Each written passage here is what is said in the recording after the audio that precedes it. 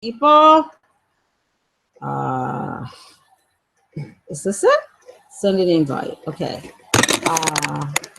Big. Oh no. Big bear. I don't think it's going to do that. Glasses might help. Big bear. Okay. I need their AOL. Oh, this is ridiculous. How's I going to stream when I'm off of here? Compose. Big bear. Okay. So I'm going to send it to them. Here we go. Copy. Okay, where are they? Shit. Here we are. Okay. Yay! Paste. Invite. I'll tell her.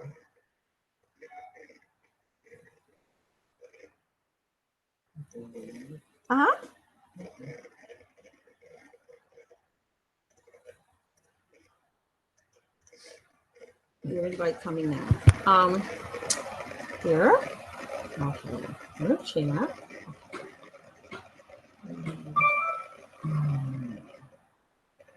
I don't know.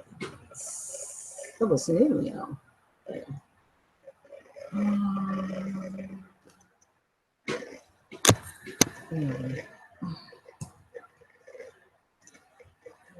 Here we go. So here we are. See what's up right now. And we need to go to desktop so that you'll be able to see each other. Otherwise, you can't really. Yeah. See? Yeah. Okay. I don't know. Okay. If anyone's there. 7. Okay. They still can't see. Here you go. We'll get there. Okay. Hi. Oh, no. We don't want to do that. Yeah, we're live. We are going to, has to go to Big Bear Hot Meal. Yepper. We are waiting for, what is that not right? Okay. We're waiting. Can you see me now? Turn this way, turn that way. Oh, I see you. We're waiting for Big Bear to get in the room. In the meantime, why do I have glasses? There has to be a lag. We do have a prize this week. What did she say? Has to go to Big Bear Hot Meal. Hold on. Yep. Send it there. There. Here we go. Okay. We do have a prize. We'll just come up with a question. And we're waiting for Big Bear because we have a lot of, issues to go over. And we want you all to get the most possible information. You can't say hi. Hi. Okay. We can't see you. Okay. Says you. Oh yeah, that's you. Let me turn this up. I don't know where they are. There they are. Hi. Hey, look at this. Have we come a long way, baby? Now we you. See, Big Bear, us women, we learn fast. Okay. Now, did he say something? I don't know. I didn't think so. Okay. We're gonna let you talk. Okay. As everyone knows, we're here to discuss beekeeping in the north versus beekeeping in the south. Really quick, we are going to have a prize. I'm not going to show you till later because we want to focus mainly on this beekeeping question. And second, because for being kind enough to come on our stream, Big Bear Homestead, you are going to receive a cow. I don't see any enthusiasm here. You know, the cow with the bells. Rob, You say a cow? They both. Yes. It's a soup. So, Not You one know, that weighs. in every group. Okay. Not one that weighs Where are 1,200 my other pounds. glasses? I want to make sure I see them. He said, not one that weighs 400 pounds. You have to start? Okay, you 12 are lucky. Okay. Oh, where's my paper? Oh, here we go. As you know, we are in Western New York. Oh, if you guys want to say something first? Excuse me? I saw that, did you? He said, God. I would post myself too if I were in the room with two intelligent, vibrant, can-do women like me and Robin. You need to bless yourself again. Okay? Okay. In fact, I got some holy water up here. I'll spray. I'll send it on down there for you. Where's my holy water?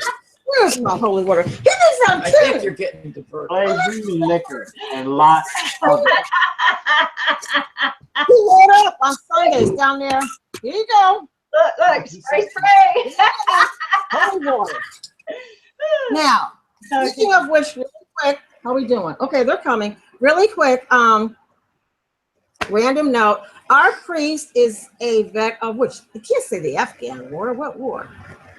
One of those wars. He's just got out of the military, disabled. And he's a priest. He was a chaplain over there. And some of the stories that he has, the things that he did with these guys is just really amazing. Oh, I'm sure. Huh? I said, I'm sure. Our priest. And he was a captain. What branch was the Air Force? Army. Oh, no. Army. No, somewhere. I think he might have been in the Air Force. I don't know. Yeah. And he has a whole different take on life. And every Memorial Day in our church in Mass, he plays taps with his trumpet. Oh, He works with the best. And right now, as we speak, he went with Wounded Warriors to Lords. Lords, right? Yeah. He did. Hey, Robin, he's desperate. Lords, France. Lords, France. He went with Wounded Warriors. Okay. They took a trip to Lords, France. Okay. Robin, do you have any questions, honey? Nope, not at all. So, okay. Oh, there's Jason. Just let him see you there. You're so quiet. Okay. Now, as you know, we are in Western New York. Big Bear, Jason and Robin are in Georgia. And so, everybody says, well, how do you keep bees? What do you need? What do you need? Okay. Is Kitty there yet? We have, yes. Okay. Hi, Kitty. I love that girl. I love them all. Okay. I don't know if she got them. We're going to be citing articles, and Robin, I didn't know if you had a chance to print yours out. It's okay, honey. I know you're busy. We're all busy this time of year. I got them all right here. Okay, and I hear Jason say quite a few times he wants to get a swarm. He wants to get a swarm. Well, now we have that problem solved, Robin, because of your essential oils. But we'll get into that a little bit later. I'm going to make sure you have a good chunk of time to get into that. But having said all of that, beekeeping in the north is totally different than beekeeping in the south. And first, I would like, Big Bear, did you want to take the lead on any of this? No, he's letting you say your piece. That's okay. The first thing is, and it's right here, is beekeeping for me. And like I said, these links should be coming out so that you all can go to these sites. One I highly recommend, but I'll get to that later. If you decide that beekeeping is for you, and don't be afraid of the bees. I was deadly afraid of bees, okay, before we started this. And now I have a bee suit and smoker and a couple of other things. And so I really don't care. And a can of raid. Hey! Are you allowed to touch the bees? Mark doesn't, he's very gentle. And I'm out there with the leaf blower. That's okay. I killed a bunch of them today. Okay, accident. Yeah. In fact, we are getting, we're getting our bees for the experiment. Which they are looking for people out of state also to participate. So next round, I will be signing you up. Their only protocol is that you have weathered your bees through in winter. And up here, that's a good thing. Once you decided beekeeping is for you, this is probably this one little line here is going to be the most important thing we talk about all night. Bees are directly influenced by their environment. Therefore, their behavior and success varies greatly across climates. How people out west handle their bees, the Pacific, Southwest handle their bees, the Northeast and the South handle their bees, and how we do. Apparently, there's another map I did come across. There are 7 bee zones in this country. They're all different. Yep. And the similarity is that we all love our bees. We all don't want to lose our bees. Varroa mites are across the spectrum. Yes. Although I did come across one study the other day when I was looking at all this, and my husband said he had also seen it, where in some areas in some studies, in fact, it was Cornell. Was it Cornell? I believe it was Cornell. And in Georgia, it's the University of Georgia that does all these studies down there. So you may want to hook up with them. We already have. Okay. They're noticing that bees are building some kind of tolerance to the varroa mite. Not tolerance, immunity. Mm-hmm. Okay. And something we've never had the opportunity to come up to get is one of those queens that are, what do they call those queens? I call them bionic queens. The ones that don't let their babies get diseases. Well, you mean probably hygienic. Hygienic bees. The queen. She only lays bees that are very resistant to disease. But anyway, that's varroa resistant. Varroa mite resistant. Mm-hmm. Okay. Just as some people will take their seeds and save them year in and year out, and after 3 or 4 different consistent years, they will have the perfect seed for their area. That is the ideal for your bees. You know, the idea is not to keep wiping them out and getting more and wiping them out. You need to build your hives where they are, splitting and combining. Now, when you have to combine a hive, that is seen as a loss, correct?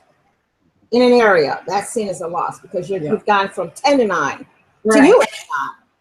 But you still want to work with what you've got. Your bees know your area, they know your plants and everything else. Right. Okay. And there are plants that are, Jason, I don't hear you saying anything. I'm listening. They, what you have grow there, like our big thing here is, like, especially in the fall, is Joe Pye weed. What's that yellow stuff that I'm supposed to be allergic to? It's over there. Goldenrod. It's huge. Yeah, anything like that. Well, you're going to have all these plants down there that we can't grow up here. Mm-hmm. You know, some of you, the heat on me. Did you see you better get an essential oil and straighten up. Anyway. You know, you say, well, bees like this, and this. Well, and they'll say, well, we'll get some of this plant because it will repopulate. Not in the north. Mm-hmm. October, anything outside up here, short of some beehives and anything else, is dead. That's why we're going to have a huge problem with wax moths. Mm-hmm. It's the same as them being in snow. Whereas in the south, that's your biggest concern, next to the mites. Well, mites. Much bigger than mites. Yeah, because you can't. How you gonna? The only thing that can kill them, there's nothing out there that can kill them. Well, there's not even an insecticide. Go ahead. We've been keeping bees for the better part of what? Almost 10 years. Yeah. And we've never had mites. Never. We've never had mites. Mites. And see, we have mites. We've been hit by wax moths 3 times. Yeah. Okay, how fast? Small hive beetles is usually how it goes. Is the small hive beetles come in and they weaken the hive, and then the wax moths usually move right and in take over. shortly. Because it seems like no sooner you get the small hive beetles under control, because the small hive beetles down here, that's because we don't have a winter. You know, they're just something that's like you automatically just put small hive beetle traps in your hives. Because when you catch them, I mean, when you get in the hive going, they're coming in kind of quick. Like these brand new hives that we've got out here. We did our second inspection, our 2-week inspection. I killed a small hive beetle, and I got entrance reducers in there. Already. You know, so we're gonna be keeping a closer eye on it now, but that's usually how it happens. I don't know. I've talked to a lot of beekeepers down here, and it's all the same thing. Everybody complains about small hive beetles and wax moths. You barely hear anything about mites.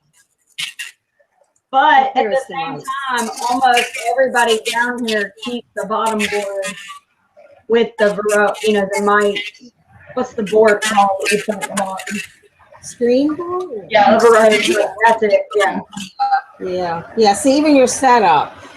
We do have ours facing south, but that's because of where we are, and it's in the book somewhere. But anyway, like it says here, for instance, the busy foraging season for bees will be much longer in the warmer south than it will be up north. Up north, our bees have to get out there in the spring, like now, it's 80. It's 80 degrees today. And our bees get caught because I think I saw on the previous stream, your stream, where Kitty said that it was 30 degrees or something similar to that 2 days ago, and now it's 80. Well, our bees are out, and then they try to get back, and then they're out. And if they don't make it back in time, they freeze, right? Yeah. Mm-hmm. I mean, we have a problem up here, you know. Yeah, if it's cold enough, they won't necessarily make it back. They won't make it back, or when they do their cleansing flights in the winter, when it gets above, is it 50? I think it's 50. They have to go to the bathroom. Okay. Yeah. So they go out, they do their cleansing flights, and you can tell because, you know, what the hive looks like. I don't even know if your bees have to do a cleansing flight. It's so warm down there. They're flying all year, pretty much, I would assume. When it's cold, we don't see them. When it's summer, they come out. We'll see them. What is cold? 20s, 30s. Yeah, but that's only lasts like 2 days. I mean, that's like 5 days out of the entire winter. Okay, but so you don't put any kind of protection around your hives or do anything to your hives those 2 days? Now, hold on. There was one winter when we knew we were going to have probably 5 or 6 days where it was supposed to freeze. You remember we put roofing paper. We put black roofing paper around it so that it would absorb the heat. And then what else? We went, I think when it snowed, we cleaned off the top of the telescoping cover as well. We tried to clear it off so it wasn't holding in the cold. Right, yeah. Well, up here, we pack them away for the winter. We have these cardboard black boxes that slip over the hive box and that are insulated. And then we pack them up with all this food and everything else we could come up with, you know, some honey and whatnot. And then we pack them away for the winter. And we have our stethoscope. We go down and, you know, listen and see if they're alive in there. But it's not a matter of 2 days. So when we're putting our hives away for the winter, we're checking brood pattern to see, you know, is this queen going to hold up for when she starts laying in January, February. In your case, your queen's going to be laying a lot differently, right? Yeah, that's what I read. Because you're going year round. Your honey production is bigger, more in abundance, and everything else. You gotta go something. So here, even when it says, when should I start my hive? I would say where you are, anytime you want. But typically in the spring, but they have a bigger window. All of us, United States, lost 44% of their bees in the 2015 2016 year. Those of you who are thinking about getting bees, there's some great links. I don't know if you see the links coming up anywhere. You would see them. If not, I'm going to put them on the description. It has the cost breakdown. Mm-hmm. I would encourage you, if you're going to buy anything secondhand, get secondhand smoker, secondhand hive tool, secondhand bee suit. Be very careful buying a secondhand hive. Amen. Somebody else's problem. Up here, we just don't do it because we have such a short season with our bees. Mhm. Jason, you want to elaborate on that with the used article or items as far as bees? Well, the only thing probably I would ever buy used would be a smoker or a hive tool. Anything else, I'm going to get brand new. It's just not worth the headache. Yeah. Especially with wax moths and stuff, that they can burrow into the hive body or the frames. Right. And you know, it's even not. We tried last. Was it? Yeah, it was last year. Right, last year we had a local carpenter make our beehives.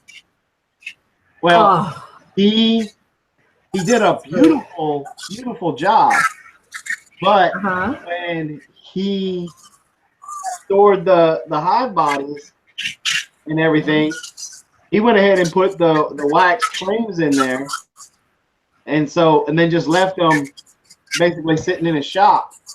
To us, because there was no real damage. I don't know if maybe he saw them, pulled it out, and changed and put new frames and stuff in there.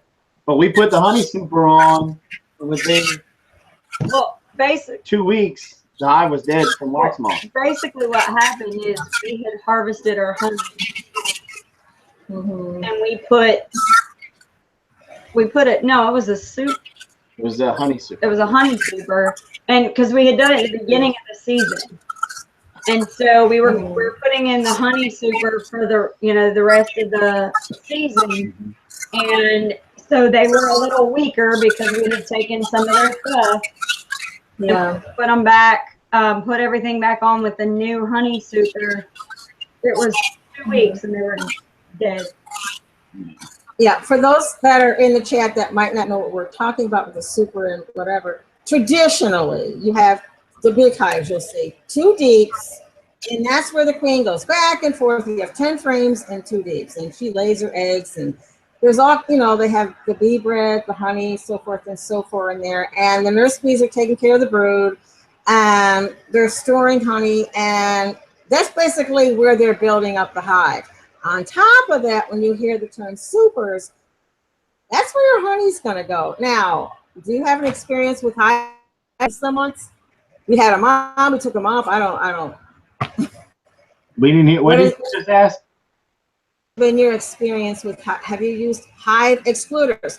Hive excluders for those. For those of you in the chat, queen excluders. It stops the queen from going up to the boxes you put on top, from laying eggs, brood legs up there. So all they can do up there is make honey. She can't fit through that little thing.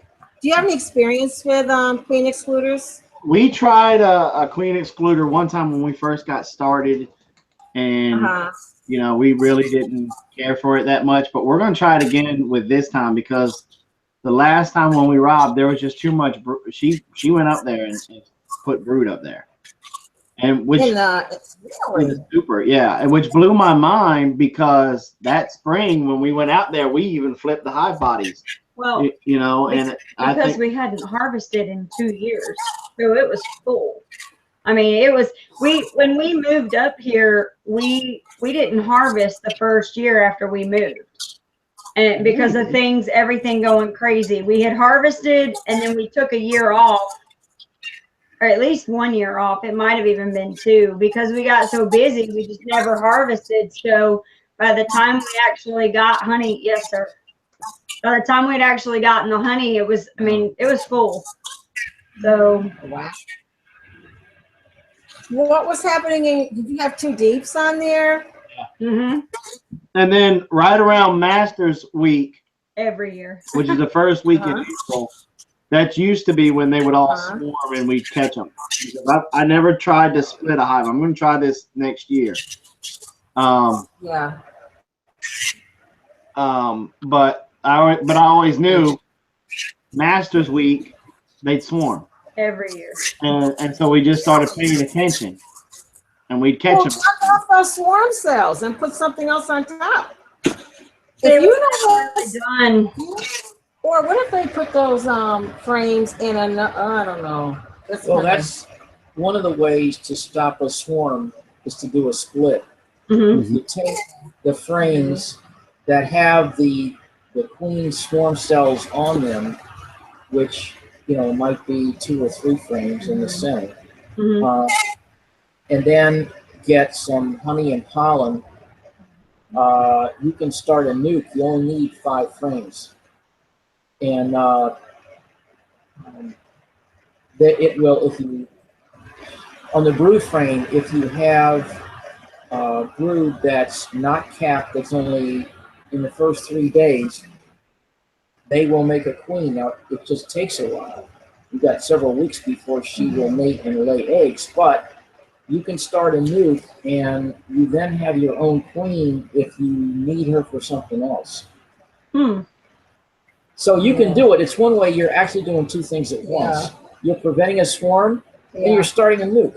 And if you don't want to do that, the lazy man's way is find where they think they're going to get another queen, and knock that off. It's going to be at the bottom of your frame. You know what's going to be, and put another super on, and let them keep going up until you get time to do it.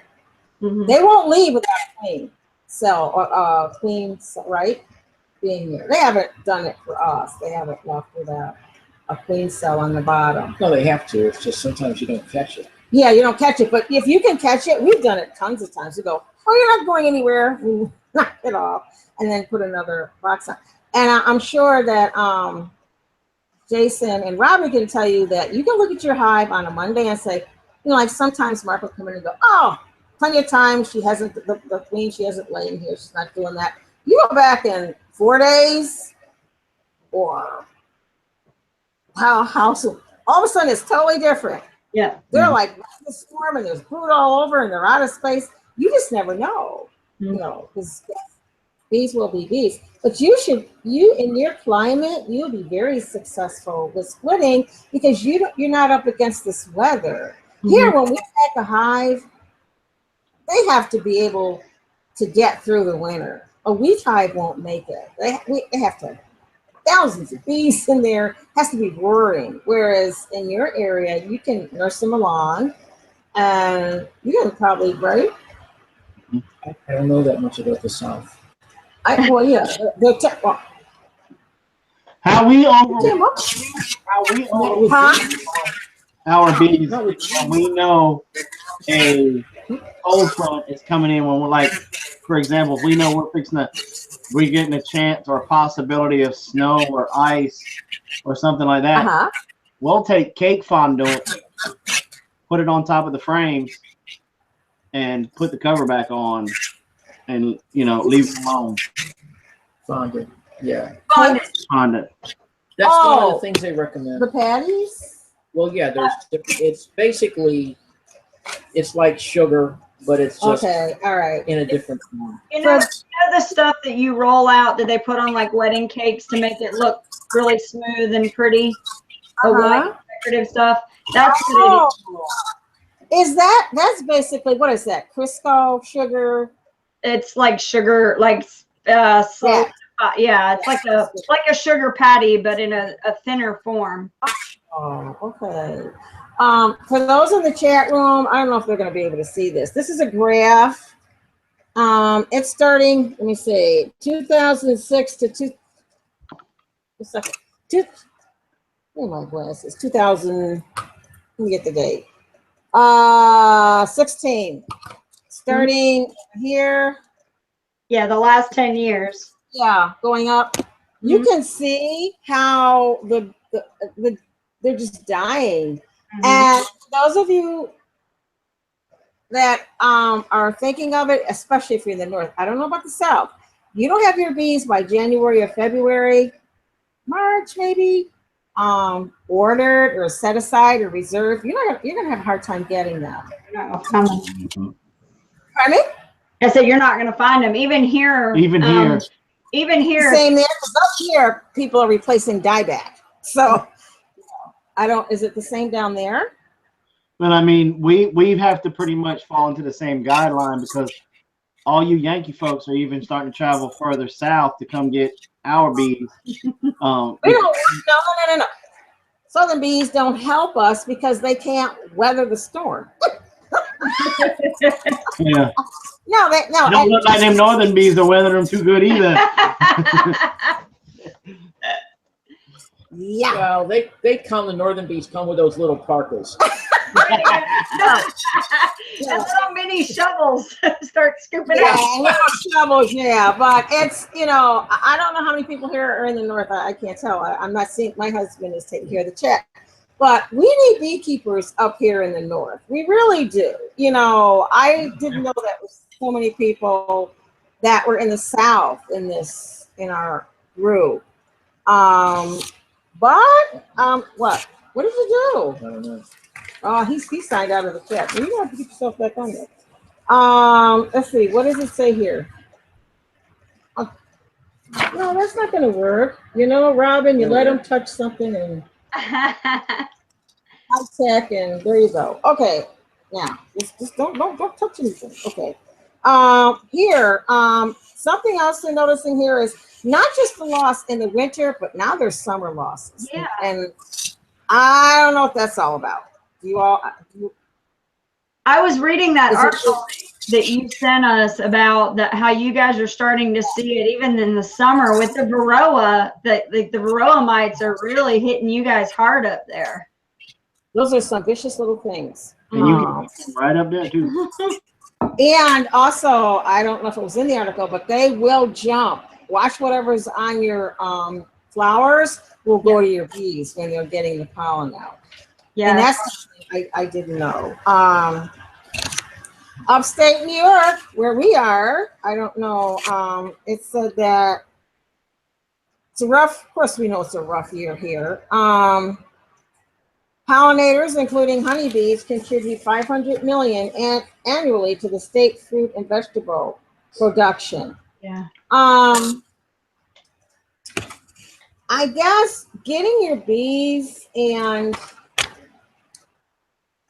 we don't ever see ourselves doing this, but I could see Jason going big, getting into this, and also because of your location, people truck them in. Now I don't know what they're paying per hive, but people will truck them in. The only thing about that is you have to be careful if they're using insecticides, and if so, what kind. And you don't want to take them to too many monocultures. Right. One of the things that they do, one of the big industries with commercial bees, is taking them to the orange grove, and then also Tupelo honey is also very popular too. That's another industry as well. So. Can you produce that there, Tupelo honey? I don't think so. Isn't that a regional thing? I think Tupelo honey is regional. There's that lady in Savannah that sells it. But everybody swears up and down that tasted her honey and tasted ours, loves ours better. We're very fortunate around here. We have such a plethora of different wildflowers and different weeds and there's so much going on around here that when we have wildflower honey, which is what technically it's called if it's not, our wildflower honey it's so tasty. It's really good. All right. Yeah. We could, there are, I think I was talking to one of the beekeepers local here. His name is Pick. He's an older gentleman, African-American. He's probably been doing bees since forever. And great guy. Mm-hmm.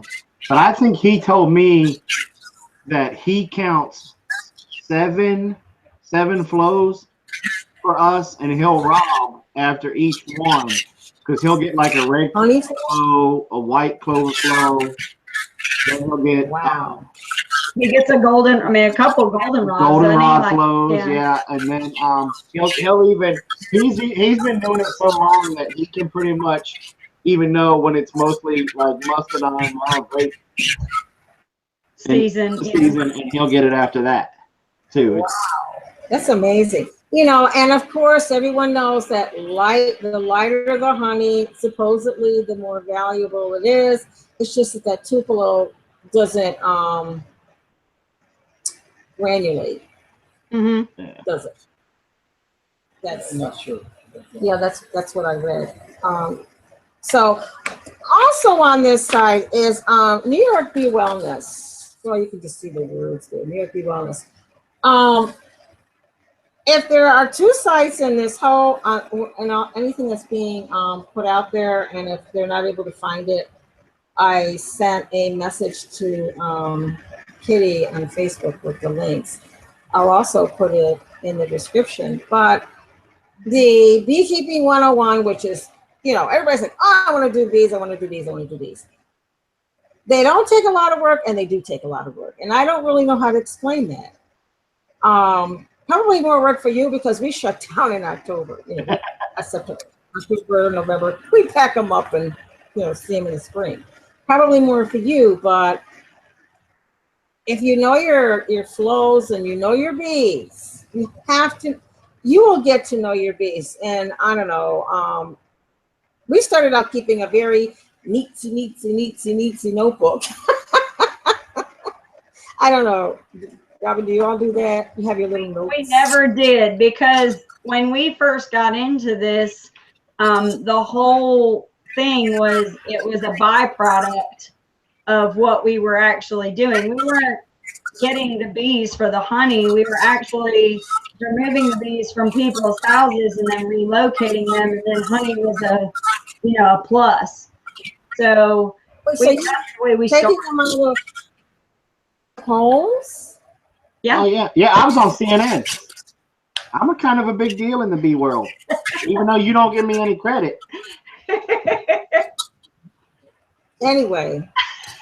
Look at that look. She's like, oh, Robin, do you have an essential oil for those illusions of grandeur there? Look it up.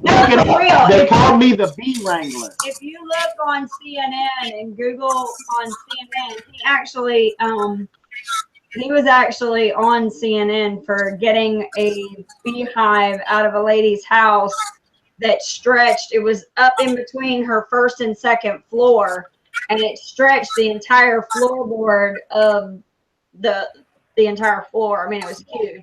Well, the ceiling, floor, whatever, it was huge. So what did you do what happened to the bees? They just took off? They died last year. Yeah, we relocated them, and we've moved them from their place to our place in Grovetown to now here. And those are the ones that we lost last year. So it was really bittersweet for us to lose them because we've had them for a very long time. We had them like 5 or 6 years. Yeah. Oh, what happened to them? That was the wax moths. Oh. All because of a rookie mistake. Huh? It's some Southerners, Mark. Look, our stream is slowed down. Now, there was a couple of questions I saw in here. One was a question about feeding bees. No. One of the questions was everybody was asking, how do you feed bees? And of course, we do sugar water. And they were asking if we feed during the winter. We do sometimes. Yeah, okay. Go ahead. You can address that. The feeding, Robin. Sometimes in the winter, it just depends. Like this past winter, we didn't have to because nothing. Well, no, the year before. It's a good example. I mean, like the year before, we didn't have a really hard freeze for more than a couple of days. But there was always something around for the bees to forage. Yeah. We didn't have to worry about feeding them, but we've had a couple of years when it got really cold for a longer period of time. And that was when we would use fondant. We would roll it out and put it in a Ziploc bag. Wow. And you score the bottom of it, kind of make an X in the bottom of the Ziploc and face it straight down over the inner cover. Over the inner cover, in between the inner cover and the telescoping cover, I think. Is how we did that. And then So they come up through the telescoping cover and eat from the, you know, underneath the inside of the bag. And that's what they really didn't put a big hurting on it. They had plenty of honey, because that's one of the things we don't have to worry about as much, as if we don't rob them real heavy at the end of the season, then they usually have to get them through the winter. Yeah, we don't rob the bees. we don't rob ours either. That's very interesting. But you should be like clear sailing. I mean, except for those wax moths. When you speak like to the guy that you mentioned that's been in beekeeping for years and everywhere, I'm sure you're picking these people's brains. Do they have any suggestions for the wax moths? A lot of them are starting to make their own wax moth traps. They're using 2-liter bottles and banana peels. And I got to get the diagram on how to make it, but the gist of it is that the banana peels, when they start to ferment a little bit, they start to attract the wax moths, and they go there instead of going to the hive. And they'll hang them out close to the hive, right? From the hive, that it's not attracting them to the hive and stuff, and it's keeping them in pinpointed areas. A lot of them say they're working with that. But most of them the small hive beetles first, which a lot of people, they're starting to put gravel down around their beehives on the bottom.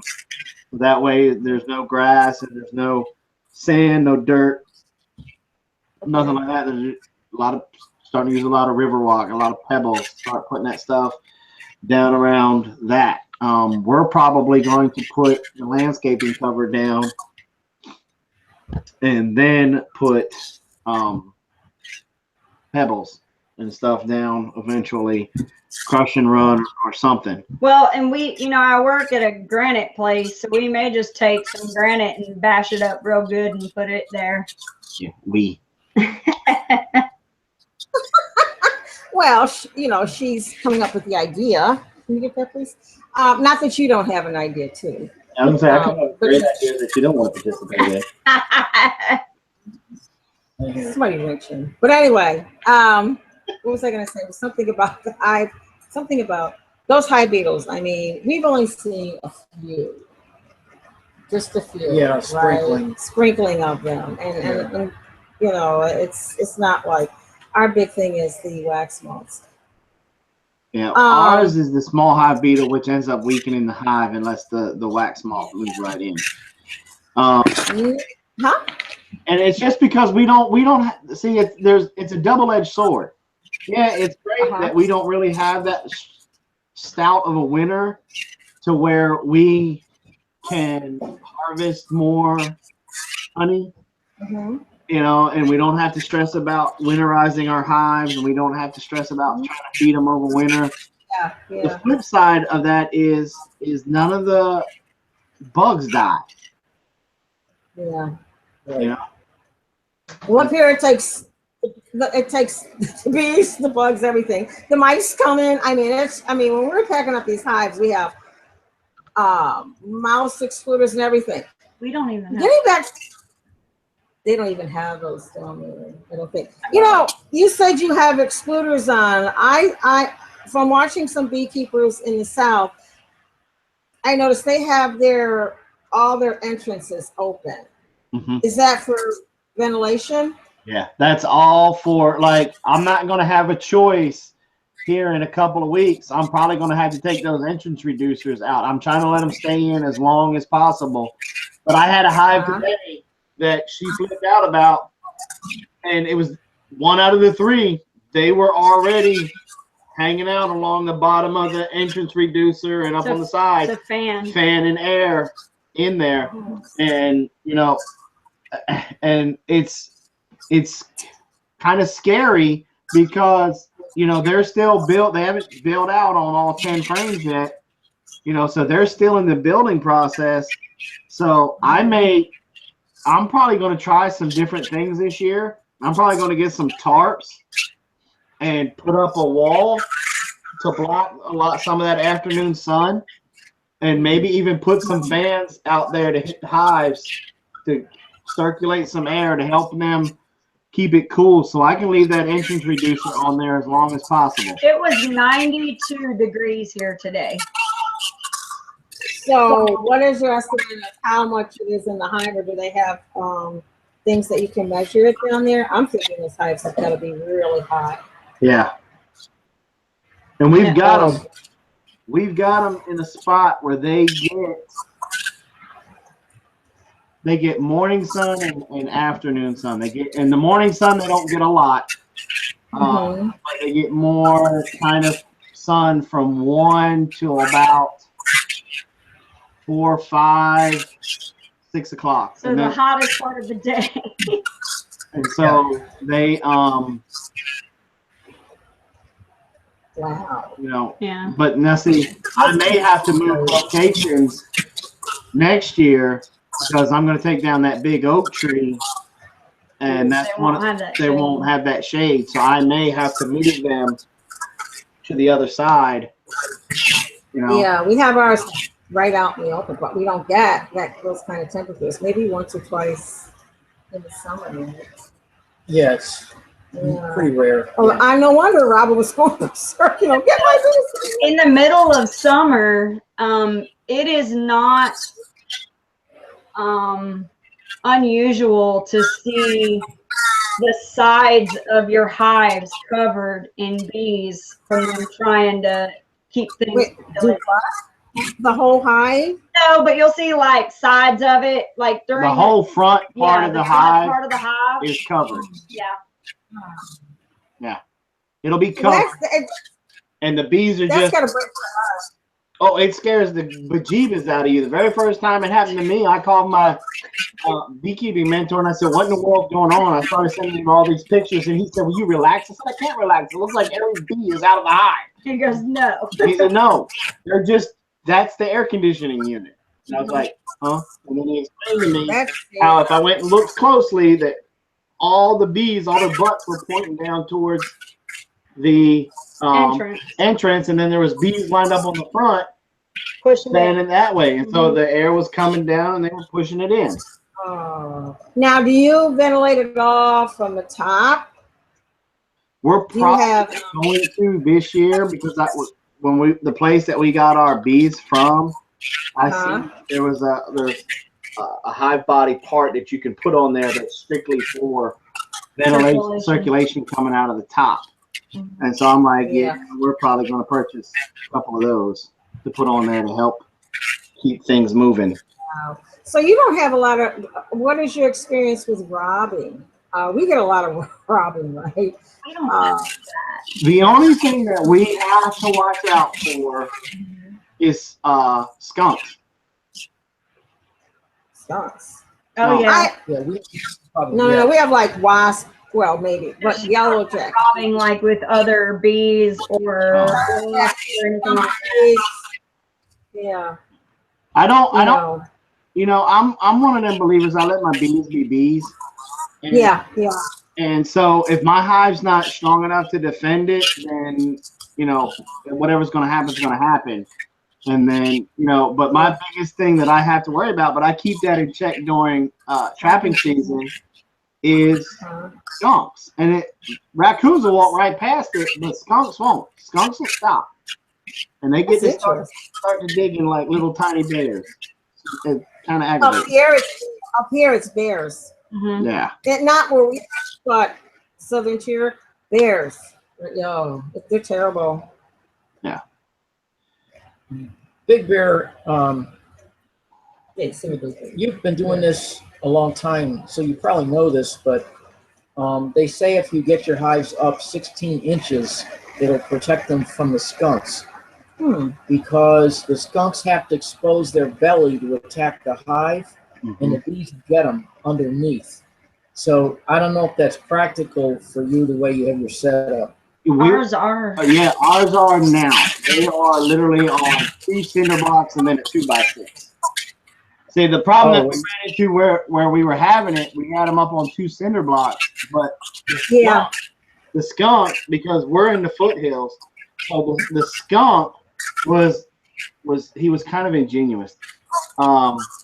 He was able to get up on this one little shrub, and then with his weight brought the branch down and put him on a 2x6, which brought him right over there, and then he was just on the side of it. Wow. well, obviously you got a smarter breed of skunks down there. Well, I made sure he didn't reproduce, so Yeah. he's hanging in the shop. Oh. Now, our favorite topic, and believe me, I have all these links. I will put them up if you haven't been able to click on them. I guess I can't see the chat. My husband has it over there. Essential oils and beekeeping. Yep. You know, we're paying $30 some odd. I don't know how much it is, 20, maybe 16. I always tend to exaggerate, but for, you know, everybody's doing this for bee food for the first year. You know, we're new at it. And then it's like, okay, let's make our bee patties. Let's do this or that. Like when you said you give them the fondue, put some of these oils in there. And the one thing I read over and over and over again, which is the one for the Lemongrass. swarms. Lemongrass. You know, I don't know, maybe some of you women too, I don't want to seem sexist here, but if you just want to go get yourself a swarm hive, No. why? Never. Would you repeat yourself, please? He said you're not sexist at all. No, never. We know who the weakest and strongest sex is. No, not at all. There you Not at go. all. So anyway, what were you saying? I can piece in. Huh? What were you saying? So it is which was it, Robin? The Lemongrass. See, here's the problem with lemongrass, though. Lemongrass is good for a couple of different things. One, it's good for the overall health of the bees, so it'll help them throughout. Like if you put it out throughout the season, it helps overall to keep them strong and healthy. You can also use it for if you're doing a swarm trap. You can put a drop or two on a swarm trap. And what it does is it actually it's very close to the pheromone that the bee put out. So it'll attract them to come over and kind of check things out.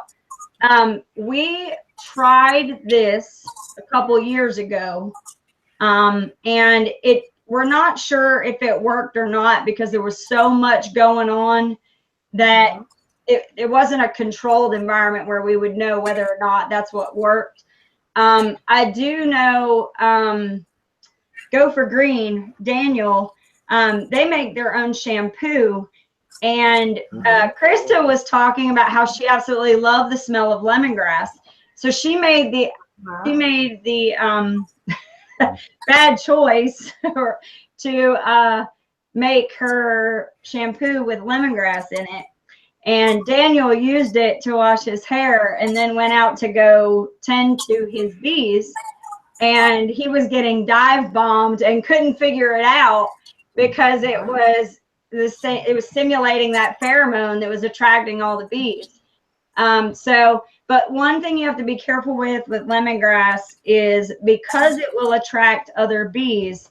If your hive is weak or if you've done something recently to disrupt them, like for instance, taking honey or harvesting honey, you want to be careful because it will attract other bees. And if they can't fight off, other bees, you could have a big, huge problem. So there's swarm for them to be doing this. Have bees ready. I'm sorry, what did you say? For those that already have bees, just don't set up your swarm traps near there. Right, exactly. Okay, we got a question here.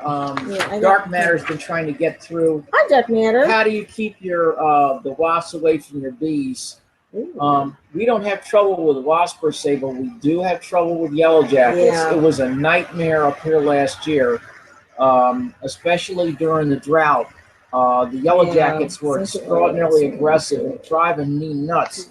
I have read that you can trap yellow jackets by using a meat smell like tuna fish in a trap that's made for them, and you put it away from your apiary. But I don't know, Big Bear, do you have any experience with that? Well, when we start seeing too many yellow jackets, I start looking for where they are, and then I'll go and kill them. Wasps, not really. That haven't really seen wasps. See, our problem / savior with ours are 200 plus feet of muscadine. Because those muscadines, when they start to ripe, and if some ripen sooner than others, they swell up and they pop. Or the wasps and stuff, they'll be more attracted to those, and they start going in there and eating on that, and that's it. Just then once one muscadine pops, it's over. It's a nightmare. It's a nightmare. You gotta go in there like an old Western movie, but instead of 6 shooters, you got 2 spray bottles with dish soap water, and you're lifting up the vines and spraying, because then they're covered with yellow jackets and wasps, bumblebees, because they're just in there eating the grape. So I think that in that aspect, that's the benefit that we have with those grapevines, because they keep them away from the hive. But the moment I start seeing yellow jackets, because the yellow jacket, he's a part of the wasp family, and he's the most aggressive wasp out of all of them. He's not a hornet, he's a wasp. And so with the kids and stuff, I've been in places where, ladies had yellow jackets coming out of the floor because the cable guy drilled a hole through their crawl space and didn't seal it up with the silicone like he was supposed to. And yellow jackets just basically took over the entire crawl space. And they've literally knocked me down, where Robin had to kind of drag me to the truck and almost had to take me to the ER, and I was wearing a suit. But so I'm more aggressive with yellow jacket than I am, with the European paper wasp or the dirt dauber or the bald-faced hornet.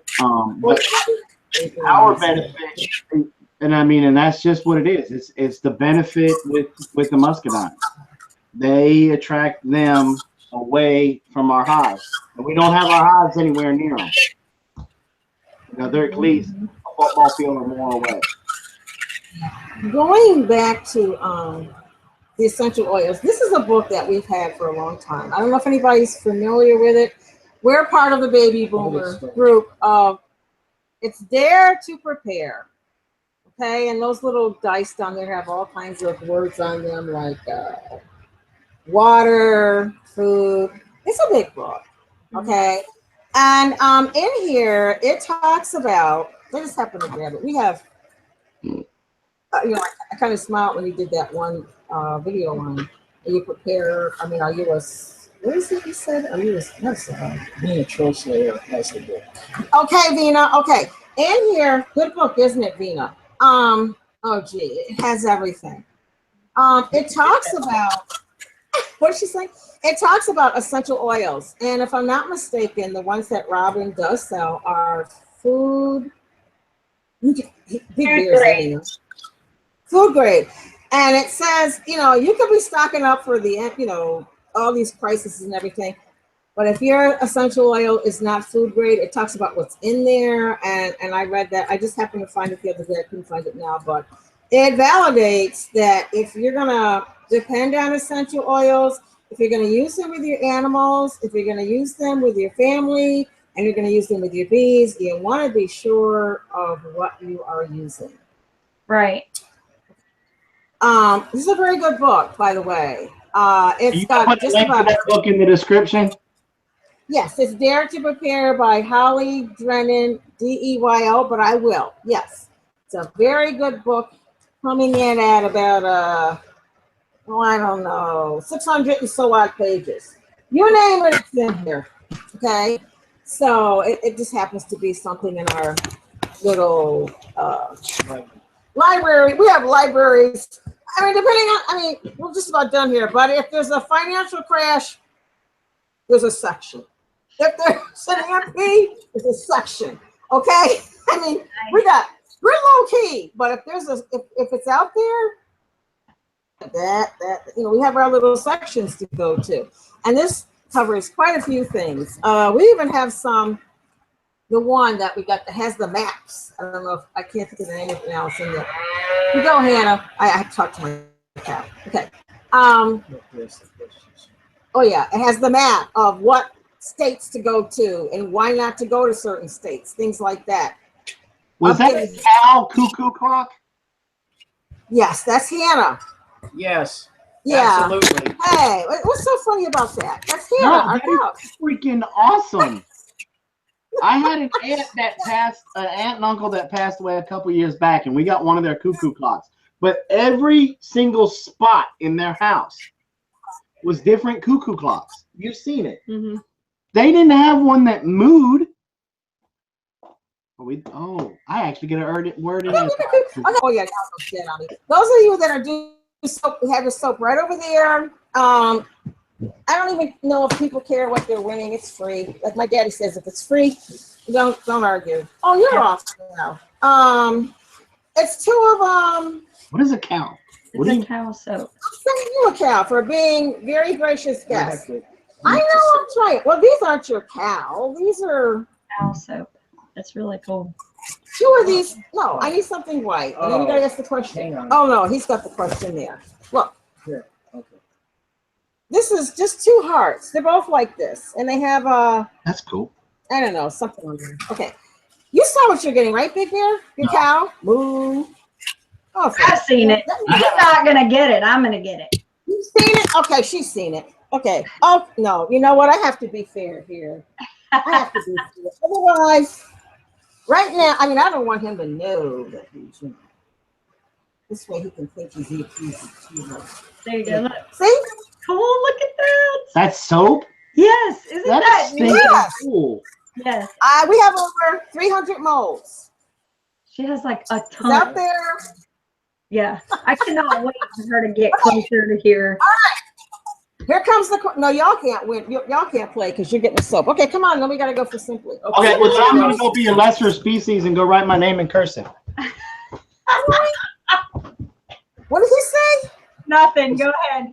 Thank everybody in the chat room. I haven't been able to see everybody. I haven't even seen the I chat. gotta ask this question. Okay, what's the question? Here's the question, chat room. Okay, here's the question. Some people say they don't hear them. So how many bees does it take to make a 12-ounce jar of honey? Oh. The closest person will win. So the question is, how many bees does it take to make a 12-ounce jar of honey? I don't know, Robin. I don't know. You know, Robin? I don't know either. I mean, I know what the average beehive size is, but Okay, we got to guess a 5,000. I'm going to give you a hint. The answer is in hundreds. Isn't he something? Ooh, we got let's see, 516. Okay, Oh, hey, I'm Mrs. going to write that down. Susan is recusing herself because she has it memorized. Okay. Oh, she came prepared. Yeah, we're gonna have a big giveaway soon, y'all. A big soap. Big. yeah, no, she's won before. Yeah, if you've won before, don't guess. Yeah.